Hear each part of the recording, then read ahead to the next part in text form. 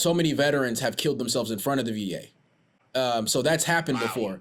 But luckily, I was at a better point mentally where I was able to recognize that I didn't need medication.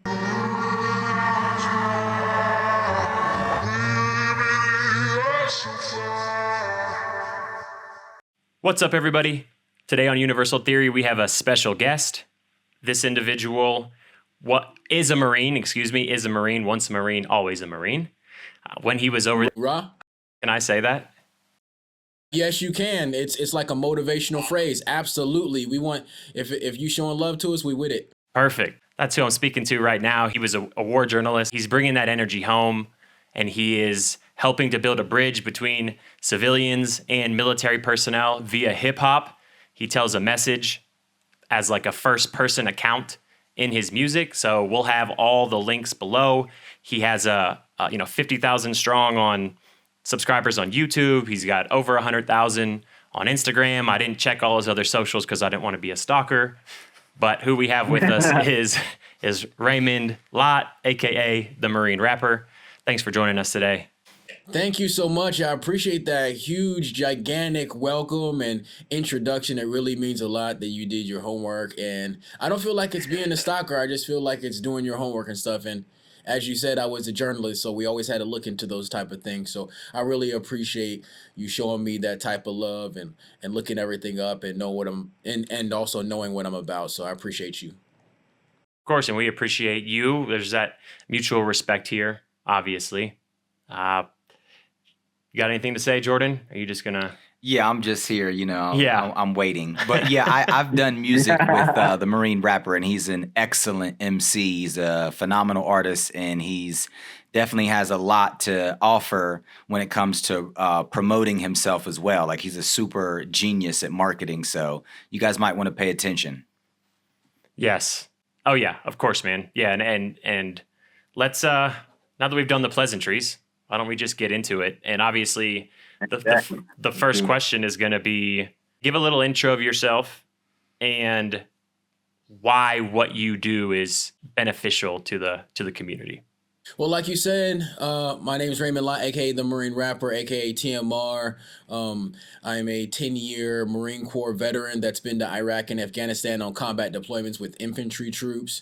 So if you've ever seen the movie Full Metal Jacket, when you saw that Marine who was also a reporter running around with troops, that's exactly what I did. I was taking pictures and writing stories and being a journalist and documenting everything that the troops went through day in and day out for 14 to 16-hour patrols, either on foot or inside a Humvee or another motorized vehicle known as a 7-ton. So I did that over there. I faced rocket-propelled grenades. I faced IEDs. Those are like booby traps and bombs and things like that. And also Smarlin's fire and machine guns and all types of crazy stuff while I was over there. And while I was over there, I went through a whole bunch of so many different things and so many different actions, and saw my buddies who I went out there die. And then I came back home and I felt, hey, why am I alive? I don't feel like I'm just, I never felt like I was Rambo. I always felt like I was a well-trained Marine, because every Marine is when you graduate boot camp. But once, my buddies died, I was like, man, that guy was definitely Rambo. That guy was definitely like an Arnold Schwarzenegger type of dude. That guy was definitely one of those hero type of guys. Why am I the one that survived all of that? Why did I come back and I'm able to have life, but they didn't? So I came back with a lot of survivor's guilt.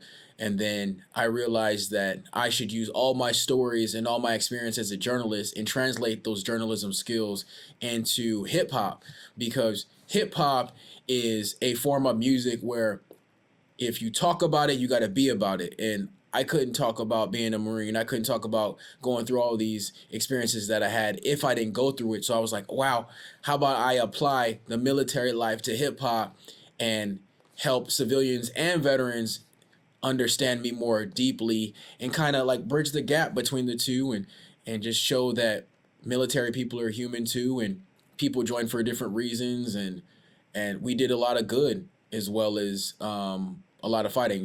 There's fighting and there was loving overseas and stuff like that, and we did that. And I want to be able to tell my story and other military individuals' story who didn't make it over a beat, and also on social media. So that's where we're at today, and that's what I do. Yeah, that's great. Thank you for your service. Thank you for bringing these messages back home for us. We're kind of in a box over here, and all we have is the propaganda, or whatever you want to call it, that we get from the government. So hearing it, these firsthand accounts and how raw they can be, it's a bit of a shock, but also, like you said, you loved over there as well. It wasn't just Rambo over there, going through villages and whatever. It's much more complex than that. Yeah, because people think that, and yes, there is that. There is firefighting, there is bombing, there is drones and all that type of stuff. And when you listen to my music, you don't hear me sugarcoat it. You watch the war movies, you watch all of that type of stuff. I'm not trying to sugarcoat it. I'm not trying to be one-sided on anything. I'm just saying my experience and why I am the person that I am today. Most of the situations that we found ourselves in overseas was a lot of humanitarian missions and a lot of stuff that we did for the kids. We had to cordon off an area and protect an area so the women could go, the young women, young little girls could actually go and get books and learn and go to school. We had to kind of use our force to kind of repel the enemy so those kids can actually go to school. So it was like a two-part thing. It's kind of crazy if you think about it. It's like we're over there protecting these individuals' right to learn, that they actually don't have a right, but we're trying to afford them the opportunity to get a book, to get some backpacks, to get a soccer ball, to just be normal kids. People don't understand that too. It's like, they see me, a military guy coming back, a veteran, and some people might, say things like baby killer, or, you're just a government instrument or a war machine or whatever, but they don't understand. Yeah, you may look at me one way, but you don't know all the good things that we did. We handed out food, we handed out soccer balls, we helped the girls get books, and we also did health missions to where, sometimes they don't have the health care that they need, and we made sure that they had that too. So there's a multitude of things. But ultimately, war and peace, they're just two contrasting ideas. And also, war is ugly sometimes, but we made sure that we did some good over there too. But I can let you get into that too. But I just wanted to, clear that up with some people who may think, oh, they just go over there and they just go and do that. I was going to say, I think that it's interesting. It's an interesting concept, because I was thinking about bringing that up eventually while we're having this discussion with you, because that is something that is on people's minds. It's like, we want to be humanitarians, and we don't want to engage in war, and we have this philosophy of peace, but you have to resist the people that want to go to war, regardless of whether or not you are a humanitarian. So, how can you be a humanitarian, not go to war, and not get suppressed by people who don't care about your humanity,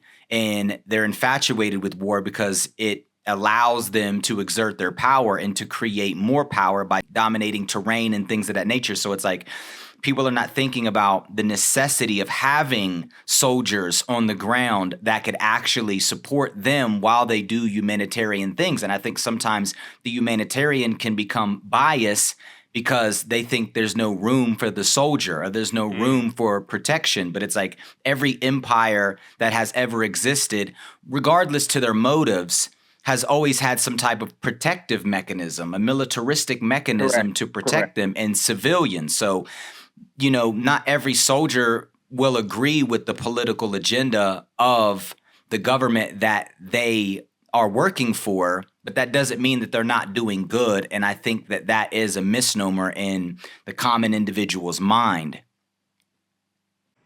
Yeah, you're right. You're right on. You're right. Spot on. I mean, I've served with all types of individuals, every type of demographic, any type of demographic. I talk about it I have a song called Purge, and I talk about it. Star Spangled Banger, I talk about it. I say, serve with straight, gay, black, white, brown, girl, man. Whatever. It don't matter. I serve with all types of people overseas, all types of background. I serve with immigrants. I serve with immigrants who ended up earning their citizenship after they served. You know, things like that. And and a lot of people won't tell you that. They go, you see the news or you see, oh, these conservatives are trying to stop these immigrants from getting in the country, or these liberals are burning everything to the ground. Both extreme sides. But if you don't travel the world, if you don't see everything, I don't think you can really form a complete opinion. You have to travel a little bit. You have to be like, matter of fact, let's look at it. And then once you look at it, then form your opinion. Everybody's different, so I feel like everybody should have different opinions. But I just encourage everybody to go out there and just like see the world, or just travel to another state, do something else, meet some different people. Talk to people who don't look like you. And then get a greater understanding of the world. That's why, even though my mission as a Marine is to be a well-trained troop, I was so glad that I had that experience, was because I was able to meet a country boy, a country white boy meets, a black guy from the city who's raised on hip hop, and he's raised on country music, and he grew up different. But when we start working with each other and we're working towards a common goal, and all of that color stuff goes out of the window, all that politics goes out the window, all of that, money goes out the window, because if you cannot protect your brother who's on the left or the right of you, none of that matters. That's all you cared about. All you cared about, and all the other troops cared about when we was over there, the only thing we cared about was getting home to our family. Because when death is right in front of you, you don't care about who's the president. You don't care about if you're fighting for liberals, if you're fighting for conservatives. You don't care about no military industrial complex. You don't care about none of that. You're like, yo, bro, hey, you got my back, so I can go home to my wife or my girlfriend or my kid, my baby, my son, my daughter. That is all you care about. So that kind of opens up your eyes and allows you to open up your heart to get to know and to learn an individual who is different than you. And then once you open up your heart, you're like, you know what? How can I make the world better? How can I make my community better?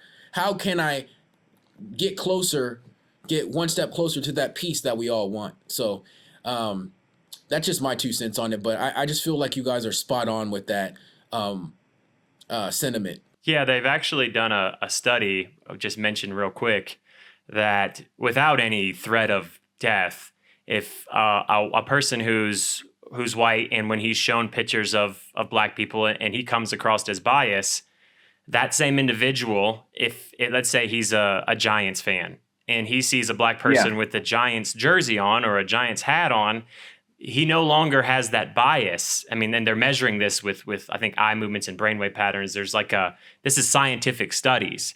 So it shows that there are these bonds, or there are these things that happen within the culture or within society that can overthrow, at least temporarily, something that's been ingrained in you as a kid, something that's kind of been nurtured in you. And if you have two nurturing ideologies, one is I'm a Giants fan, and one is, I'm shifty around black people. Well, now if one of those is stronger than the other, then you can overcome that. So I could just imagine in a war setting that kind of fear being a motivating factor. Yeah, exactly. Yeah, now you're oh yeah, exactly. This is my brother. It don't matter. We're both Marines. Yes, because the survival mechanism is primary to our existence. Yeah. So of course it would override a lot of those circuits. But to take it even further, what I find interesting about this whole notion is, because what he's talking about is us versus them. Mm-hmm. That's a natural mentality that all species have. And it's like, the way that I look at it is, the more that you can see us over them, like there's less them and more us, the more advanced a person's morale is. Because if there's more them is the world. If you consider a rock us, or a different ethnicity us, or a plant, or an animal, or a solar system, or the more that you can see us versus them, the more advanced. The more you see them versus us, the less advanced, because you're making a distinction between yourself and others. And what I find amazing is, in war, you're saying that people can find their humanity, which a humanitarian, the average humanitarian might say, oh, how are you going to find your humanity in war? Mm-hmm. And it's like, well, because we're being motivated, instinctively motivated to say, hey, we're all just surviving on this planet and we want to get past just surviving. We want to be able to commune at a higher level. But instinctively, survival is one of those mechanisms that can make you come to realization that, hey, I'm allowed to have these biases. I'm afforded the right to have these biases because of the luxury of society. But if you take that away, it goes back to, oh, well, we're all just humans. Mm-hmm. And kind of war is what you're saying. It brings that out of us, or it can. So it can have, its benefits to inspire people to be more human. Mm-hmm. Absolutely. Let me tell you guys a story really quick. This is one of my favorite stories when I was over there. I actually have two good stories that I'll tell you. I'll tell you the first one. The first one is, so we were going on patrol in the morning, and when we were going on patrol in the morning, we hadn't really had anything to eat yet. We just had some water or whatever, but we just, lace up our boots. After we got out of the cot, put our gear on, our bulletproof vests and stuff like that, get our rifles and stuff like that, and our Kevlar helmets, and then we go patrol throughout the city. Because a lot of times when we're overseas, we just take over an area and we set up camp, and then we use that camp to kind of like patrol and make sure the people are safe where we're operating.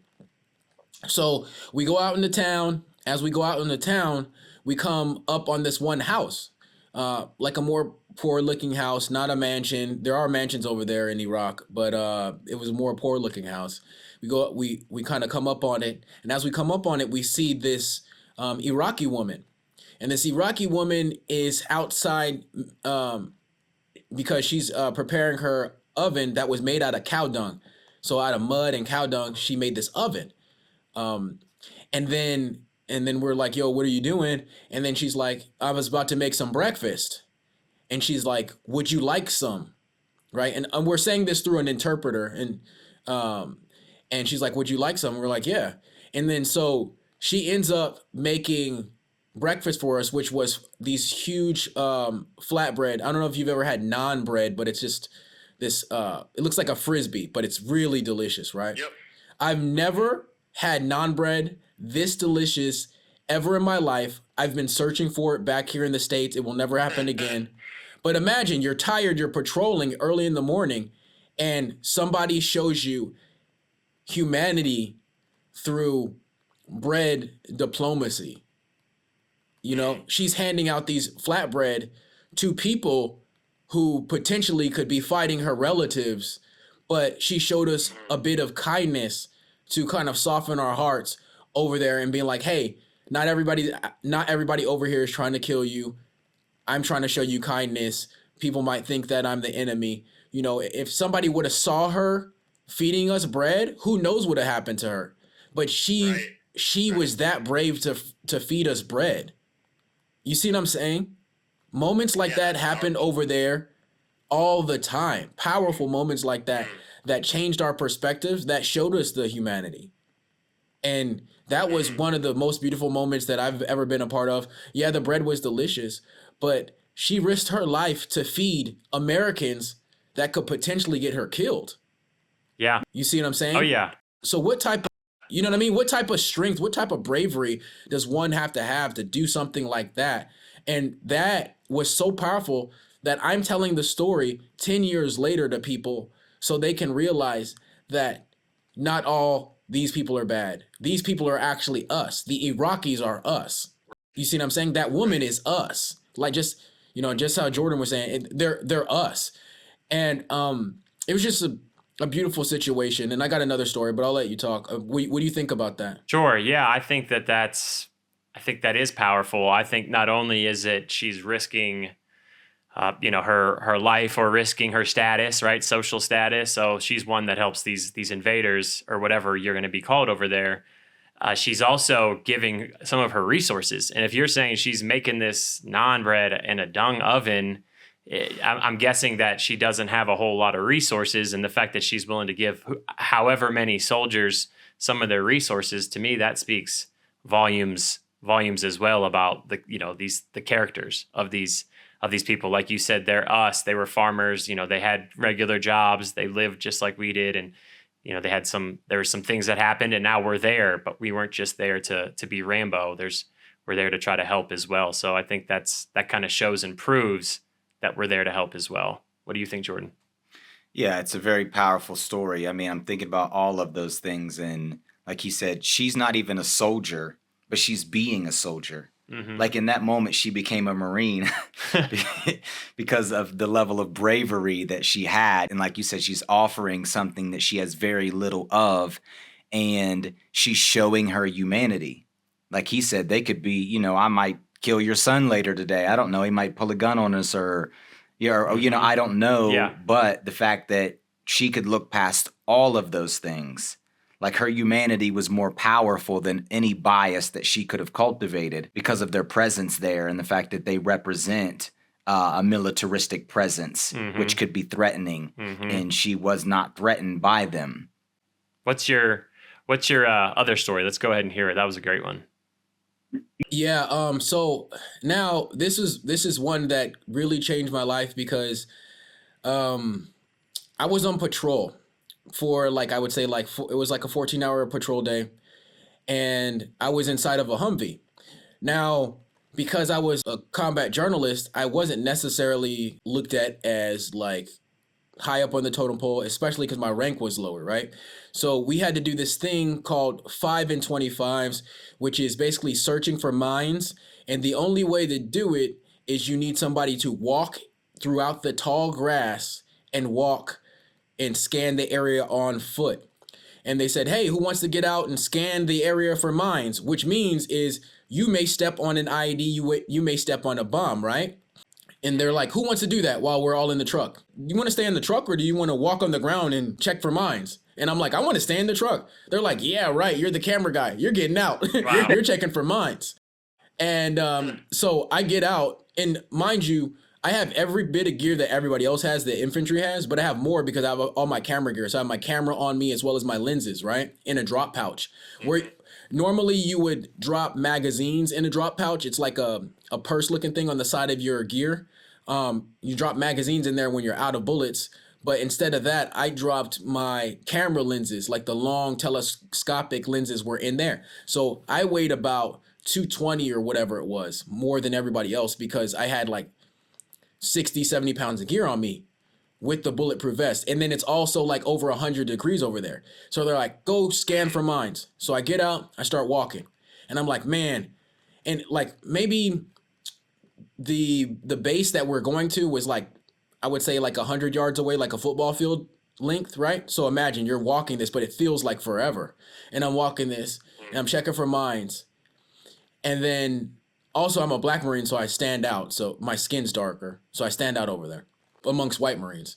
So I'm patrolling, and as I'm patrolling, I see a little kid start to run up and try to get amongst the patrol, right? So you have options when you see something about to invade your patrol, right? Because you know where this is going, right? People have the option whether to eliminate that threat or do nothing. So if there's a suicide bomber that is a woman, or a suicide bomber that's a kid, and they blow up the whole patrol and I end up being alive, I have to live with that guilt of not eliminating that threat. And that's that catch-22, because it's how could you kill a teenage boy with a gun, or how could you kill a woman with bombs strapped around her? But it's either how you said, us or them, right? But in this situation, this kid starts running up, and for some reason, I'm like, I'm not going to do nothing. I'm going to let this kid run up to me. This kid runs up to me. I look down and I look at his lips. His lips are parched and cracked. And we were by the Euphrates River, but a lot of water sources were cut off because at the Euphrates River, unfortunately, a lot of Saddam's men and stuff like that were dumping dead bodies in the water, so they were getting sick, so they couldn't drink from the water. This was going on for a while, even after Saddam got killed and everything, because people were still afraid. It's kind of like how Hitler was. Even though your dictator or whatever is dead or goes away, you're still scared. So there was still fear in the area, right? So they weren't drinking out of the water. They're still scared. They're dropping dead bodies in there. There's still people doing bad things over there. So this little kid was parched and dehydrated. His lips were cracked and bleeding. He looks up to me, and I look down at him. I'm like, wow, this looks sad. And mind you, at the time, Xboxes were very popular, right? Xboxes were really popular. Every kid his age wanted an Xbox, okay? This kid looks up to me and says, water. In my mind, all I was thinking was, I need to get past this 100 yards so I can get in and get those snacks and that cold water, right, that I have inside my tent. And this kid just wanted just plain water. He didn't care, just clean water. And here I am thinking, me. I can't wait to go in and eat, the MREs or the military meals or whatever it is. I can't wait to go in. It's hot out here. I want some cold water. I want an MRE. But this young kid wanted just some clean water. I would say maybe 6, 7, 8, something like that. Not too old, not too young. But that's all he wanted. So that changed my perspective. And I had a bottle of water on me. So I ended up giving him a bottle of water. But that totally changed my perspective and totally changed my gratefulness and appreciation of the freedoms and the luckiness that we have here in America, because we could have been born anywhere else in the world or be anywhere else in the world, but we're in America. And no, I'm not saying we don't have problems. I want to make that very clear. Not saying that, but I am saying that I came back a lot more grateful and a lot more patriotic, and in the freedoms that we are afforded here. And that's what I want to clear up, because a lot of people go, "Oh, you're patriotic." I'm like, "Yeah, I'm patriotic, but I'm not oblivious." There's a difference. I was just going to say, Jordan and I appreciate you telling that story, but Jordan and I, we actually just recently talked about a similar, right, the background of what you're saying, right? The lesson of what you just mentioned is, when you're having a bad day, what you're experiencing is relative to your experiences, and you have to know you are going through something, but somebody else is going through something. Everybody is going through something. Some people are going through things that seem worse to you. Some people are going through things that seem not as bad to you, but it depends then on that individual and how they're dealing with that trauma, how they're dealing with that situation, and understanding, using the principles, equal in nature, different in degree, right? And understanding that we all struggle. And that was one of my go-to, when I was younger, one of my go-to kind of thoughts when I was stressed out or I felt like, oh, woe is me. I would think about, like, they do those commercials where like the kids are starving. And they'd be like, give us $1 a day or whatever. Because I was a kid in the 90s, early 2000s. So I would think about those and be like, wow, it's not that bad, Trent. It's not that bad. You have food, you have this, you're stressed about whatever, homework, a girlfriend, whatever. It didn't matter what it was. Yeah. And now that I've gotten older, I've started to accept, because before I would just repress my, what was bothering me, because it's not as bad, right? It's a way to use relativity. But then I got to a point where I need to accept that I'm going through something, not woe is me, but accept it. Yes, my life, it does have these troubles, and I need to accept that other people are going through things too, and not just repress my own problems. Absolutely. And it's kind of like the old saying my mom always said to me, somebody always has it worse than you. So like and when you think in that way, you go, hey, oh wow, my car broke down. And somebody's like, lucky you have a car? You get what I'm saying? Yeah. It's a beautiful thought process to have, because empathy is, we talk about being the apex species on this planet, and people say predator, I say creator. We're the most evolved species on this planet, and empathy is one of the hallmarks of being human, because not only because other animals can empathize. I mean, you can see a dog playing with a cat, and or a bird associating itself with a wolf, and they kind of reciprocate each other. And we see empathy within species and between species. But within humans, you see empathy where we can empathize with an air molecule. We can empathize with geometrical patterns on a computer screen, and we could feel. So it's like being able to exercise that is one of the hallmarks of humanity. So it's like, the law of correspondence allows us to do that, because we say equal in nature, different in degree, as above, so below, as it is in heaven, so it is on earth, as within, so without. And we apply that to other people's circumstances and say, hey, no matter how my day is, somebody's day is worse and somebody's day is better, but their better could be worse. You know what I mean? Like, so it's like you have to really consider that and say everyone is having the same experience by nature. So it's all in ratio to your capacity to deal with it. And from my perspective, I'm a mystic and I don't not just think, I know God doesn't make mistakes. So everybody is in the position that they're in because the creator put them in that position for whatever that reason is, because there's something to be extracted from that experience. So at the end of the day, that's really what it boils down for me. It's like, I don't think any experience is better or worse, but I think that everybody is having that experience as a reference point for whoever's witnessing that experience. Because if you don't have examples, then how do you learn? So somebody has to make the sacrifice to be the example so that we can learn from it. So everybody is our teacher and everybody is our example. And that's how we cultivate our empathy and that's how we cultivate our humanity. Everyone is playing a different position out of necessity because it's all part of this algorithmic divine plan that the creator orchestrated, and it's all for our benefit. So let's just now that we're getting into a little bit more of the meat of the interview, but I'd like to talk a little bit now about this is kind of a touchy topic, I think, but prison and the military complex. Jordan and I have both been to prison. I know you can get into your experiences as well. We've both done multiple years. Jordan did longer time than I did. He did 9. I did 2.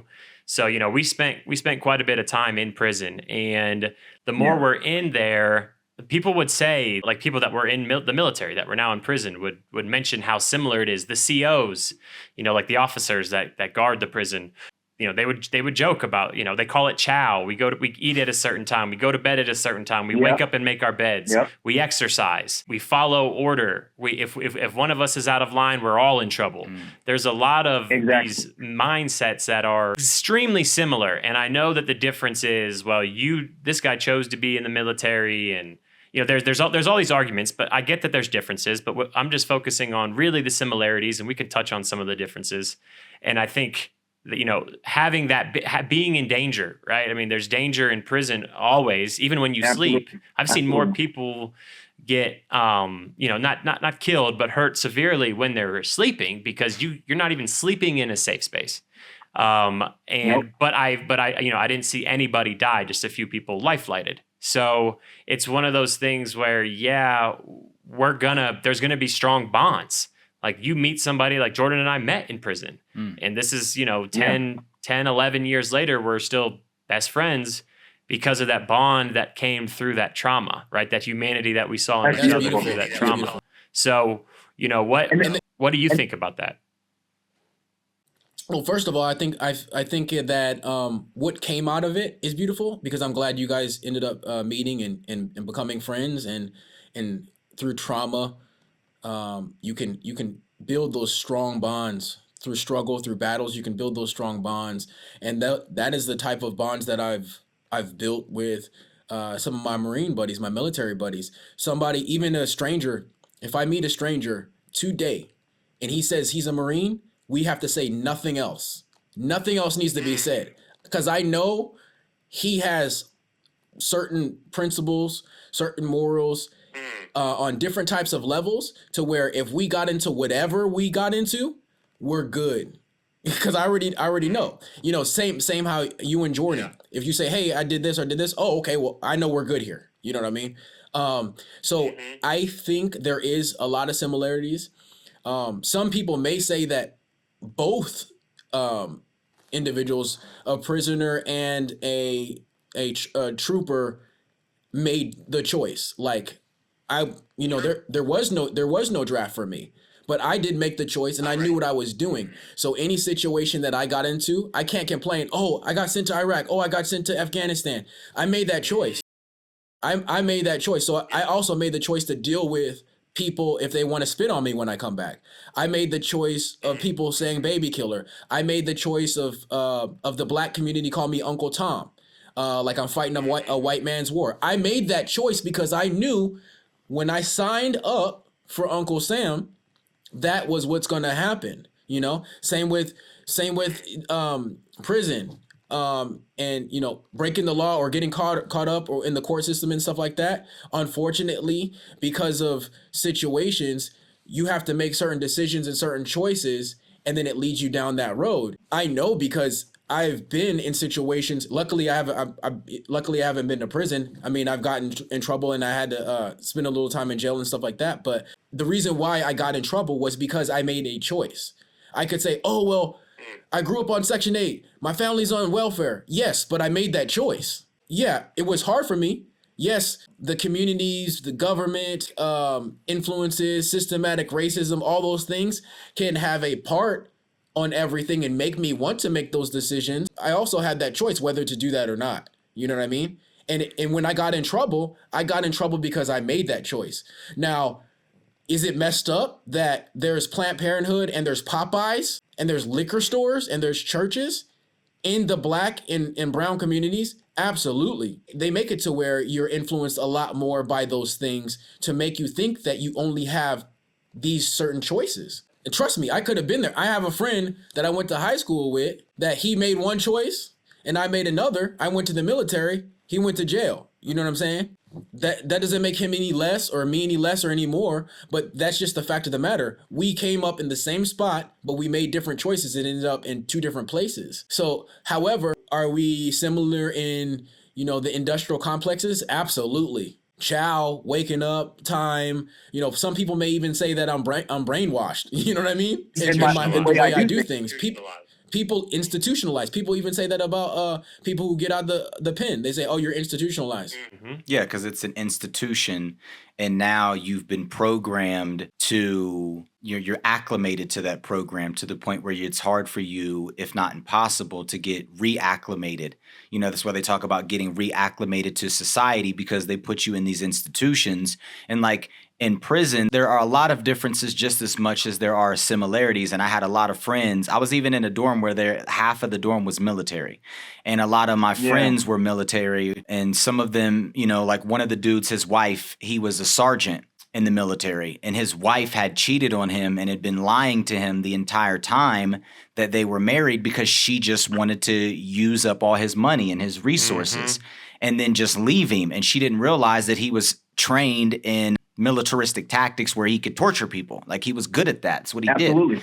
And he tortured her. And then they were like, well, why did he spaz out and torture this woman? And he didn't get to kill her, but he was plotting on doing it. But he was like, well, I'm not entirely rational anymore. Like, I don't think like a civilian does.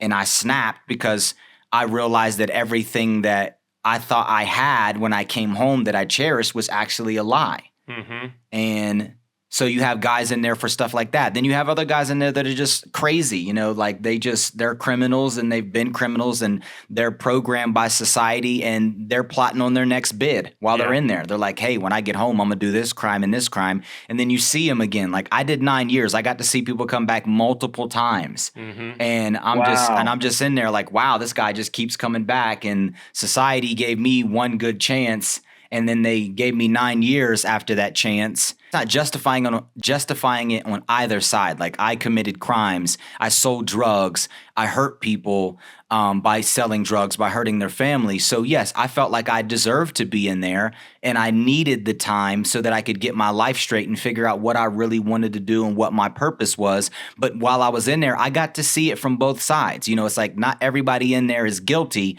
Majority of them probably are. Yeah. But there were innocent people in there who just didn't know the system, or who just had a moment where they snapped, or they did something, and it just wasn't in their favor, maybe because of their skin tone and their ethnicity, maybe because of the location that they were in, maybe because the judge and the prosecutor had a bias towards the crime that they committed. Mm-hmm. Maybe they didn't pay their child support because they weren't really taught good economic strategies on how to, be financially stable. And, one of the common things was mostly trauma. People have a lot of trauma, and they say hurt people, and that's true. And there was a lot of people that were traumatized from their experiences from being in society, and the societal structure, the construct, the system is not perfect, and it can work in our favor and it can also work against it. And there are a lot of biases in it, but one of the common things is trauma. And then the other stuff is we're all just humans. And when we have these experiences, we get segregated from the people that we care about. So then it's like, well, what happens is now these people become even more traumatized because your wife doesn't want to stay because you're doing too long, or, resource acquisition is what women in general look for in a man. So now they don't have that support system. So they seek it elsewhere. You don't get to see your kids, or not as often at all. You know what I mean? Like, you lose a lot of those connections. And then I've seen people do 20, 30 years and then they just give you $60, $70. Here's your bus ticket, and they kick you out. Yep. And it's like, this is all you know. Yeah, there's more trauma, and people deal with that trauma. And this is what I kind of want to get into next. We can linger here a little bit longer, but, they deal with these traumas through addiction. They end up with an extreme amount of anxiety. I mean, imagine doing either, 20 years in the military or 20 years in prison and then being like, okay, go back to regular life. 20 years in the military, you might be a little more set up for success, but still mentally, we're talking mental trauma. So you're going to have plenty of that. So then you either slide to addiction, you're going to have anxiety, you could be depressed. There's all these other side effects that come, PTSD, and that comes from prison and from the military. Absolutely. They were not diagnosing people from prison with PTSD until more recently. And my psychologist, that was something I was dealing with, was the PTSD just from 2 years, right? Just from 2 years in prison. It was something that I'm working my way through, but just reliving some of that trauma. So there's a lot of side effects that come from both of these complexes that we, like, how do we, deal with these kind of side effects that come from this trauma? How do we help both of these communities heal? First of all, before I hop into it, I want to say you didn't just do only 2 years. You see, Sure. The way I look at it is you cannot say that somebody's time period or trauma has more weight than another. Because I can spend, I spent 10 years in the Marine Corps, and some people can't even spend 10 days. Some people didn't even get through boot camp. I watched people, they folded, they cried, right? So I can't say, for example, your 2 years is not as much as like 9, right? I can't say that because who knows what triggered you or set you off or is lingering in your mind as a trauma or as a trigger that has you acting or thinking or feeling the way that you are. So I want to say that, you got through it. So congratulations to getting through it, because a lot of people don't. People might expect individuals who've been to prison to be on the street or just committing crime after crime or whatever. And I want to applaud you, both of y'all, for at least, talking about it and then talking with other individuals. That's why this is like one of the best interviews I've ever had, because I've never heard anybody take this take on it and draw similarities and parallels to the military and the prison system. It's very thought provoking and very interesting and very admirable of both of you two to not just sit and linger with these issues, but also open up, be vulnerable, and talk about them, and also try to help other individuals by having this discussion. So I just want to say thank you before I move on to that. But you were saying, I got off on a tangent and off on a rant, but your question was? The question was, how do we help individuals on both sides of the fence who are dealing with coming home and having anxiety, having this trauma, having, depression, starting to use drugs to deal with these problems? And how do we kind of break that cycle? What do you think? Go ahead, then we can give our thoughts. Okay, so first of all, it's like knowing is half the battle, like, you know what I mean? Type of G.I. Joe type of thing. Like, you have to be like, yo, first of all, I have a problem. One. Secondly, what's my environment look like? Am I in an environment that is helping me or hurting me? And if it's hurting you, if you know you're still in the block and that you could get caught up in any second, or you're still veteran, you're still on medication, or you're still drinking or hanging out with people who are not trying to help you, you need to take yourself out of that situation. You're taking yourself out of the situation to go find help, wherever it may be. So me in particular, I have tried everything. I've tried meditation. I went to the VA to get psychotropics. I've tried drinking to kind of forget. When I first got back from deployment, I had to watch scary movies to match the level of violence so I could sleep. And now music is my therapy. It's cathartic. I know at least Jordan has seen it, the video. It's called Thank You for Your Service. where I'm like screaming in the car, but I took away the sound. That video, me pouring out the medicine, but the medicine is actually pistol rounds and things like that. Like, people have hit me up and they're like, hey, are you okay? Are you all right? Are you thinking of hurting yourself? And I'm like, no, I'm not. I'm just expressing how I'm feeling in an artistic manner, so I don't do it. That was something that I had to find, that music is my therapy and that's my help. But I found that through crying, through anger, through hangovers, through friends telling me you need help, through family telling me you need help. And I found that because I realized I needed help, and then I went to where I needed help. And then I also realized that some people I was calling my friends were not really my friends, because they, one, were either not helping me, or two, they want to be in the same situation. And if it was one of those things, I had to get out of that situation. Sometimes the people you think are your friends are not your friends. And especially because there are a lot of people in the world who are from where you're from.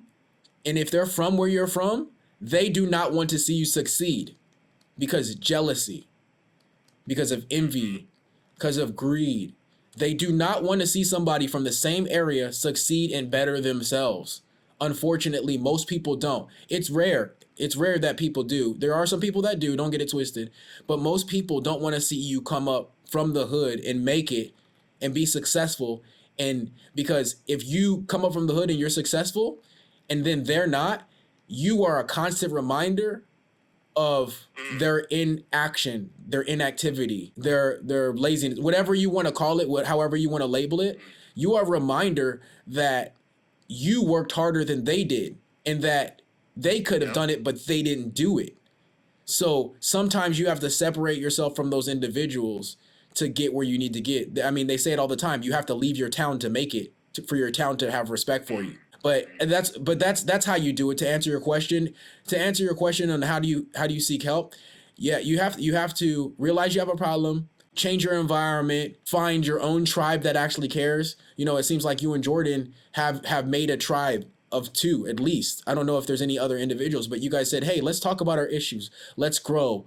Let's realize that we do have issues that we have to work on, and let's talk about it with other individuals and help them through problems. And you guys have found your tribe. Me, I found my tribe through music, through hip hop. I was like, yo, I don't care if you're black, white, brown, whatever. If you want to practice this culture of hip hop, if you want to spit bars with me, if you want to get some stuff off your chest, it don't matter where you are or how you grew up or what you think politically, social, economically. If you love hip hop, I love you too. Let's go. And that's my tribe. Hip hop is my tribe, you know? So I would say do those things. Find yourself, find your environment, and find your tribe, and you will find success. That's a beautiful way of looking at it. How I personally dealt with it was I had a very unique perspective on life, you know, ever since I was younger, ever since I was a kid. And my perspective is experience is experience. And we personalize experience too much instead of just being like, if we was in a virtual reality, like headset, you know, a game, and we went through this whole experience. When the game ends, you put the headset down and you just walk away with the lesson. And that's kind of how I look at it, because I subscribe to the afterlife. I subscribe to there being a creator and there being a process and there being a purpose and an intentionality to the universe. So when I set this headset down, every experience is a headset setting down moment where it's like, okay, that experience is over. You know, let me do some self-diagnostic checks and make sure that I don't have any residual trauma from it or any like mechanistic behavioral reactions, like, you know, survival reactions to it. And let me cleanse myself of that and just accept the fact that that experience is part of the process of learning what life is actually about. Because life is this unique experience that each individual gets to have on a personal level, but they're not supposed to personalize it. Because it's more about like, well, what can I experience and extract from that experience to share with others? And too many people wear their experiences as badges of honor. And it's like, oh, yeah, I have this trauma and now I can bond my trauma with your trauma. It's not about me bonding my trauma with your trauma. It's me sharing the traumatic experiences that I've had and sharing the lessons that I extracted from it, because that was the essence of it. It's like if all you have to share is trauma, then you're going to constantly be exchanging traumas with other people and reinforcing that trauma. But if you can share the lesson and say, hey, I have the experience behind this traumatic event and I've come out of it because that was the purpose. Well, now I can help people. And it's not like you can't help people if you have trauma and you're sharing it with someone else, because someone else can look at your traumatic experience and say, not doing that. You know what I mean? Or now I know how to pull through it if I have my own traumatic experience, because, you know, equal in nature, different in degree. By nature, everyone has trauma, everyone has an experience, and everyone has a lesson to learn, but other people can learn from your lesson. A wise man is not wise because he's always learning from his own lessons, you know, or his own experiences, but also because he can learn from other people. I mean, there's 8 billion people on this planet. How many lessons can we actually learn? And how many of them do we have to have direct experience with? I don't have to go commit a crime and go do life in prison to look at a guy who committed a crime, did life in prison, and say, hey, I can extract something from that. Yeah, I would agree, but I think that's a mindset, and that's something that you kind of have to do what Raymond was saying. Sorry, the Marine rapper was saying. In order you could say Raymond. Okay, what Raymond was saying, in order to get to that mindset, it's kind of one of those things where, you know, some people are fortunate enough to kind of be born with it or grow up in a situation to where that's just how their mind works. And I'm all about accountability. That's my number one motto. So I do think that if you're out there and listening right now and you think it's somebody else's fault, why you feel the way that you feel, and you're drinking every day and it's because of your trauma as a kid, it's because of the trauma, because of the military, then I encourage you to say, no, it's because of the choices that I've made. Because as soon as you say it's because of what I did, you can change it. As soon as you say, it's not my environment impressing upon me, because I can't change that. I can go somewhere else. I guess you could technically. But once you internalize that and say, it's me, I am the problem. How do I fix this problem? Now you can remove yourself from that trauma. You can go get help. You can, if you need medication, we're not big on medication, but if you need it, you take it until you don't need it. If you need a stable dose the rest of your life, you take it, because it's all about that accountability and finding that peace, and not constantly, when you're in a fog of blame, or you're in a fog of like a drug-induced fog, it's hard to see clearly. So you got to get to a point of clarity, and you can have moments of clarity inside the fog. If you're watching, I hope this is one for you. That this is a moment of clarity of you saying, okay, I need to put the bottle down. I need to start taking accountability for my actions, because you can have a healthy and happy life if you say, I can have that life. I can give myself that life, because right now I'm giving myself this current life. And that would be my advice. Yeah. And to go even further into that, because I like this discussion, you know, there are a few things that can help you eliminate some of the stressors, but there's positives and negatives to it all. So for example, you know, one of the things, I'm going to name 4 things that help you deal with stress. And one of them is, do you have any control over it? Because the more control you feel like you have, the less stressed out you are. And then, but a lot of people don't feel like they have control.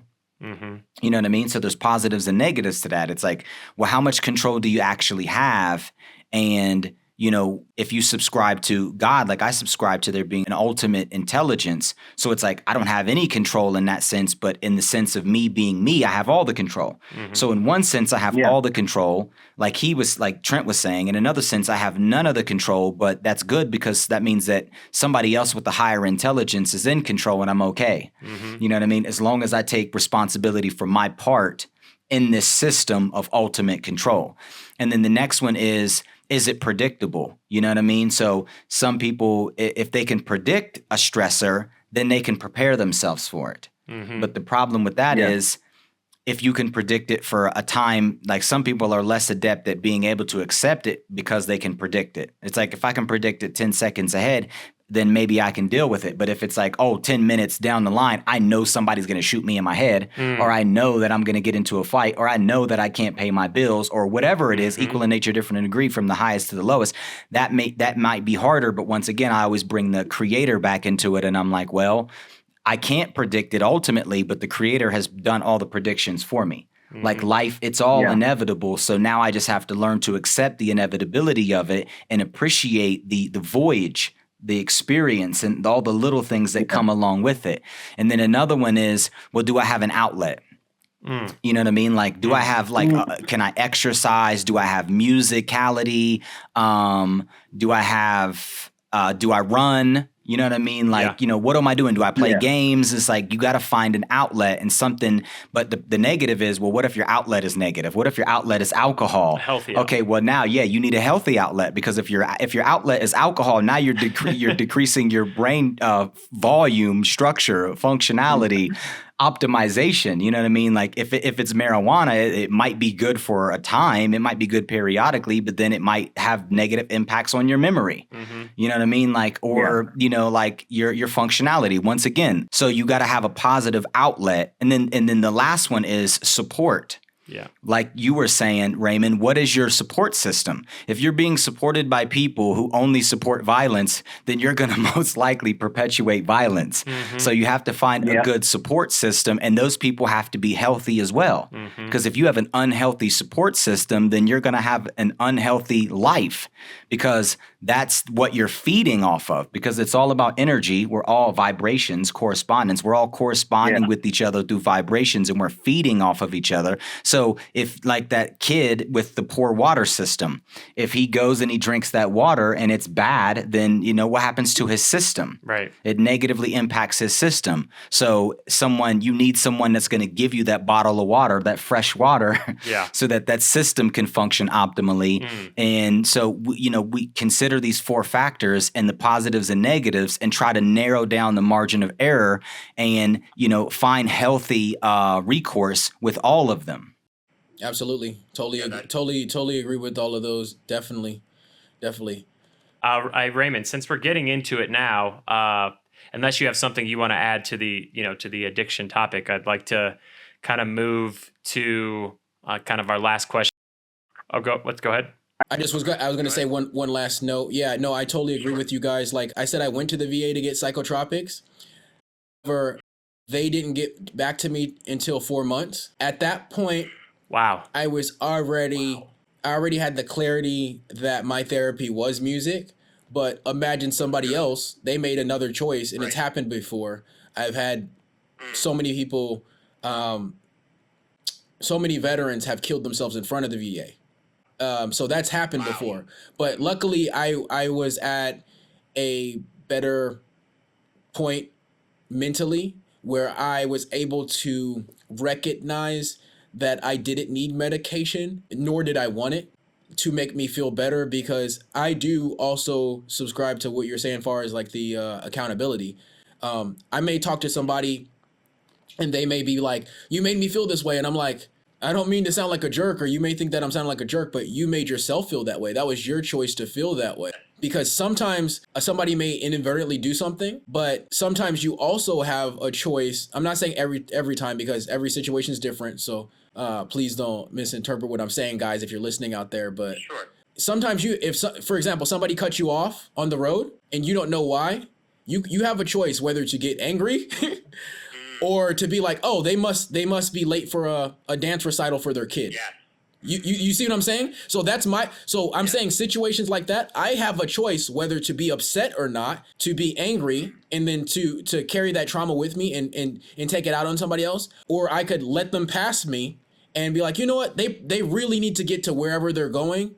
Let them do that, and then they may see you smile at them while they're doing that, and now they take that with them. They take a positive response to it. I mean, I've had situations to where, just a quick story, I had a situation to where after I got back, I was very aggressive because I still had that, militaristic vibe on me. And I snapped on my friend. He didn't say anything at that point. And then when I calmed down, I was like, hey, sorry, bro, I snapped. He's all, oh, yeah, I noticed that. And he's all, I just wanted to not make it worse. And I wanted to, show you some empathy and compassion at that time. And now that's changed me for the rest of my life. Now I'm able to tell that story to individuals like you, to be like, hey, you know what? Try to put yourself in somebody else's shoes or boots, whatever you want to call it. And then realize that you have a choice to feel this way or that way in all situations. And it's up to you sometimes. And you have that level of accountability, at least. Yes, not every situation's the same because people could say, "Oh, well, I'm doing this," or "You don't understand."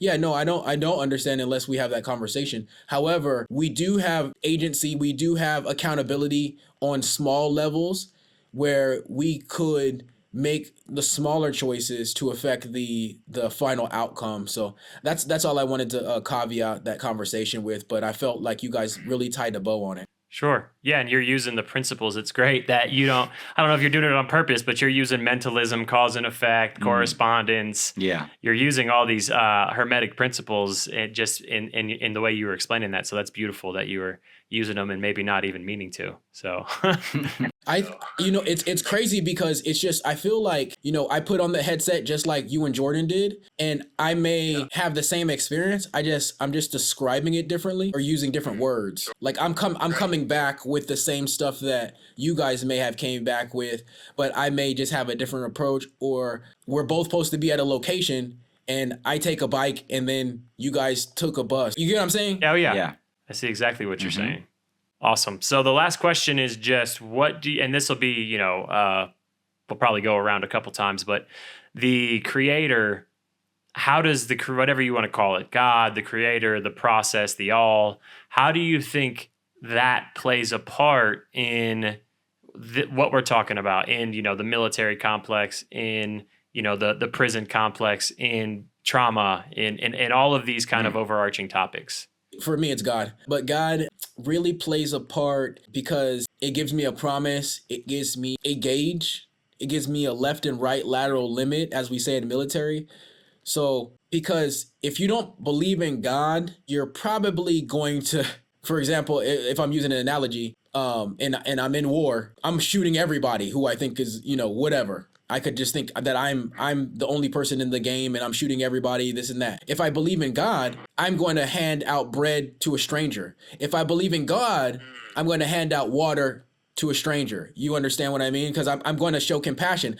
And because if I believe in God and he's a creator and we're made in his image, then that means I'm a creator. So me being a creator means I need to create situations where other individuals are able to create. Also, if I'm in his image, I also have to help other individuals how he's helping, things like that. So that's the type of role I feel he plays. He plays an example. He plays, a father, like, somebody who's keeping me level, keeping me balanced, keeping me, within certain boundaries, not for myself all the way. I feel like for myself, but more importantly for others. Because if I am reflecting what he's reflecting upon me, reflecting to others, then people are going to be able to see that. And then they're going to be able to, take that experience and hopefully do some good with it. Hopefully help somebody else out with it and share those stories with other individuals. Because I know how I feel when I'm reflecting versus just absorbing. When I'm reflecting to other individuals, the feeling I get is way greater than it would just for me. Like if, that lady, she could have just ate a piece of bread for herself and went back in the house. But instead, she handed out bread to everybody else. And what type of feeling she had in her heart, I can only imagine. But I can only say I feel like it's one of gratitude. It's one of selflessness. It's one of serving. It's one of love. So I just feel that the role that God plays is a role of love and understanding and empathy of other individuals in my life so far at this point. Yes, yeah. Well, I subscribe to the creator too, even though I have some philosophical opinions concerning, creation and whether or not it was actually created or if it actually always existed in God's mind. And creation is just kind of like this illusion that we subscribe to because process is a thing. Mm-hmm. So, you know what I mean? Like for us, we imagine God creating because we see things being created. But really, God is not a creator in the sense that it has to do anything. It just always existed in its mind, like a film. Like God has infinite movies in its head, and we're just characters in some of those movies. But I still subscribe to it nonetheless, and I subscribe to it being all things, as well as this infinite intelligence that encompasses all things, permeates all things, is all things, and is the container for all things. And, for those people out there that don't subscribe to a creator or subscribe to God or some higher form of intelligence, well, just look at the lower form of intelligence. We could look at amoebas, for example. They will cooperate with each other because that is a more optimal strategy. Like in game theory, they talk about cooperation, and they run down, all the different tactics that someone might apply to optimize their strategy to get a specific thing or reach a specific goal, or to optimize communication between two different organisms. And in game theory, even, the principles of Christianity or Islam or some of these other esoteric systems where they talk about, treat your neighbor as yourself, love your enemy, be forgiving, you reap what you sow, cause and effect, reciprocity, deception detection, because we're good at that. If someone's deceiving you, then you don't want to cooperate it with them anymore. So you have to be able to detect deception, as well as someone can give deception. But you have reciprocity where we're reciprocating, but if one of them doesn't reciprocate, then the other one will stop reciprocating until they can find that balance where they can go back to reciprocity. But eventually you have to apply forgiveness. Even in the jungle, in the animal kingdom, it's like, well, I have to forgive so that I can continue to move forward, or I'm always going to be stuck in this loop of now I'm just segregating myself from other people who may have changed and no longer will deceive me, but I'm deceiving myself thinking that deception is eternal within this individual and their psychological framework. So it's like, even if you look at nature and the way that the creator designed it, it's so perfect because even an atheist doesn't necessarily need God in the moment or the concept of God to experience God through the reciprocity of nature. So someone could be good just because nature is good, and they can observe nature and say, oh, well, this is not an optimal strategy of constantly deceiving people because I'm segregating myself from the communion of the whole and being able to, you got the bread, I got the oven. Right. You know what I mean? So it's like we all are working together. The creator made sure that we had to work together so that when we're not working together and we're not reciprocating with each other, then we're losing in the game of life because there's always going to be something that we lack. So it's like, even if you are an atheist and you don't subscribe to the creator, you subscribe to biology, maybe you subscribe to physics. Well, two atoms can get along. Right. So it's like if an atom, a so-called inanimate object, can get along with another atom and they can create life to where this life can then evolve to the point where it can contemplate itself. And we talked about this in mentalism. And if anybody's watching, you can go back through some of the videos that we've shot before, and we broke these principles down because these are just ancient esoteric principles that are like laws that God orchestrated to maintain the integrity of existence. So that even, like I said, even if you're someone who doesn't subscribe to God as a creator or the all, or they're a higher intelligence, the intelligence that's instilled in you and the things that make up you all the way down to an atomic level and subatomic level, these things were orchestrated and organized and designed in such a way that there's an optimal strategy. And when you go against that, that's when you are less successful in the game of life. So that's really my take on it. Sure. Yeah, I think obviously we have similar opinions. And to me, with my personal kind of walk with, I don't mind what you call it. I don't care if you call it God. I don't care if you call it a process. I don't care if you call it the all, because I know what you're talking. I take no offense in the name that you give this, this what we call the creator, God. Because to me, it's fine that people do that, but to me, I'm not going to get offended because of what God is to me in my walk, what the creator is to me with my walk, because I've struggled with addiction. I still take medication. I'm getting better, right? But addiction has been something I've had to struggle with my whole life. Going to prison didn't help, right? That trauma that came from that, and struggling with anxiety, struggling with depression, all these different things that I've had to build myself up. And what the accountability, when I started really believing in myself and believing in the process, and I stopped looking at a situation and said, that's good, that's bad, that's good, that's bad. when you can kind of separate yourself from that, because how many times have we seen, oh, that's a great thing, and then that great thing turns into something terrible, or that sucks that happened. We might not know that, oh, I missed this flight, or I'm late, but if you would have been on time, you'd have been in a car wreck. That's a little harder, right? But there's plenty of times where we see something that's bad, and something. I mean, me going to prison. People, oh, you spent 2 years in prison? That's terrible. Well, I met my best friend there. And he now, we live together now. We have a business now. So who knows what would have happened if I wouldn't have went, right? Those are the kind of life experiences that make me say, whether it's God, I don't think it's just some person watching over me. Like if I pray to God to help me with this, to me, it's like, well, there's people starving and all I want to do is get help with homework. So why don't you help the people starving? Like, that's why I don't ever feel let down, because I'm like, well, God's always here. If I believe God is everywhere and God is infinite and, all knowing and all powerful, then I know that what I'm doing, whether I call to God or not, is part of his process. So when I understand that I'm constantly communing with God, there's never a moment when I'm not communing with God. I don't separate it into, well, I need to go pray and do this and that. You might need to do it for a ritual, but if you live in the moment knowing, using the principles and using your foundation that everything around you that's happening right now is God, then you're going to be better off for it, I believe.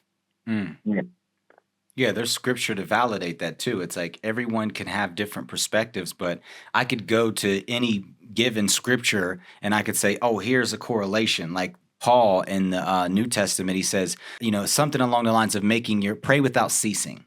And a lot of people are like, well, how could I pray all day? And the Muslims even have something like that where they ask Allah, like how many times should we pray? And he gives this astronomical number. And they're like, well, we don't have enough time in a day to pray that much. Allah, you know what I mean? So he gives them, it breaks it all the way down and says, okay, we'll pray this many times a day. But, when Paul is talking about pray without ceasing, and the Tao is talking about, move with the way, and everything is the Dharma and, Buddhism, they're all saying the same thing: is when your life becomes prayer, then that's when you're able to recognize that, God is always present. But when I segregate that and I'm like, well, I haven't prayed today, it's like, well, that's good. You need to do that as a ritual because that's how you connect with the Creator. But what if I told you that you were always connected with the Creator, and the only thing that disconnected you, at least in thought, was your thoughts and your emotions and how you behave, because you don't think that this thing is connected. I mean, like we talk about, even in science, energy is everywhere. So it's not like there's a segregating part where it's like, oh no, energy's not right here, not connected to God. You know what I mean? Yeah. But yeah, I definitely agree with that. I totally agree with that, because if you always have that thought process, if you're always connected, you don't have to worry about being connected. It's kind of like if you're always one way, or like how people say, if you always tell the truth, you don't have to worry about if you told a lie. You know what I mean? Like that. They're like, oh, you don't have to remember what you said if you told the truth. Because if you're being a truthful person, you won't ever have to remember. And if you're always being a prayerful person, if you're always being a connected person, if you're always being a clairvoyant, aware person, you're not going to have to worry about reconnecting or thinking about it as hard. So I feel like the infinite number of prayers that you're supposed to do on a daily basis is actually an analogy of you're always supposed to stay connected and have a relationship with. Yes. Yeah, that's exactly what that represents. And very few people will get it, because they're like, well, why would God want us to pray all day? Yeah, I got other stuff to do. Yeah, don't I have to eat and work and have a family, God? I'm busy. Yeah. There's that deeper understanding that comes with this, and I think that we've all done a pretty good job of. I appreciate everybody. You obviously, Jordan and Raymond, for explaining this topic, because it is a personal topic. But the whole reason why we're getting together and sitting in front of cameras and putting this stuff on YouTube is to show people that there's another way to be vulnerable and to try to help. So I appreciate both of you, obviously, for being on the show. You're always here. Raymond, I appreciate you coming on. Is there any last words you'd like to give to any of the viewers? Thank you. I mean, not last words, because I'm not about to die, but But yeah, no, like final thoughts. Yeah, I really appreciate and I'm very grateful for this space that you created, because I feel like this is multiple levels of beneficial conversation and great examples. So, because it's really hard, especially these days, for, let's just talk about young men, to have these great examples.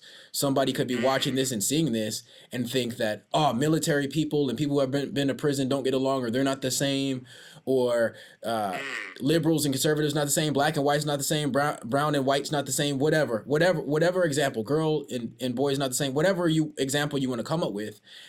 Y'all are literally creating a living example that no matter our differences, we can come together and have a conversation and have a experience with each other that we can take with ourselves to another person and hopefully help them grow. So I just want to say thank you for that. Yeah. Thank you. Thank you. Thank you for those kind words. Yeah, we are trying to do holistic thinking, left brain, right brain, not try to take ourselves too serious, add some comedy, and branch out our philosophy into all walks of life. So we appreciate those kind words. Thank you for being on the show. If you haven't yet, hit that like button, subscribe, and share this video with anybody you think it would help. We greatly appreciate you for being on here. Have a wonderful night. Peace.